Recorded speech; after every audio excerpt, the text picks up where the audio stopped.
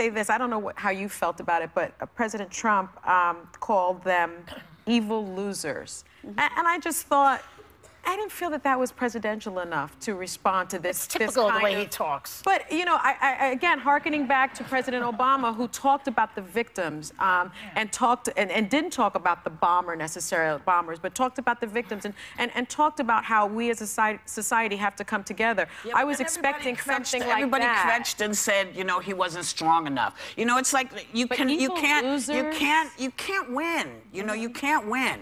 This is not an argument you can win. It's apples and oranges. It's up to us to start to kvetch and say we want more protection, and we are willing to stand in the line. We're not going to, you know, get mad and, yeah, I don't want you touching me in a way that doesn't make me comfortable, but I will let you x-ray me. Because I need you to know that I don't have anything on me. And when people are talking about all the new ways people are trying to get stuff done, you know, and Manchester had been mentioned. They said this was a soft target, they had said this can be an issue. And sometimes, you know, like all of us, we don't really pay attention until we absolutely have to. And that's unfortunately what we're looking at here.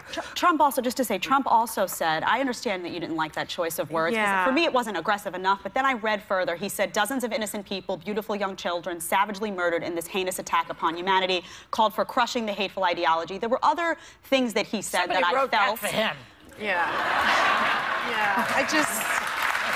I didn't make that up. I think our administration has to rise above in these times and become presidential, and to call them evil losers. A lot of people though feel that when a lot of people at home, people who voted for him, feel that he's saying what they would say. They're sitting at home and they're having a reaction, a gut reaction, and they're feeling that he's speaking their language in many ways. And sometimes it's just real and authentic, and it's not polished and it's not professorial. Yeah, but you know what? I'm sorry. Real. I'm sorry. Look, when we,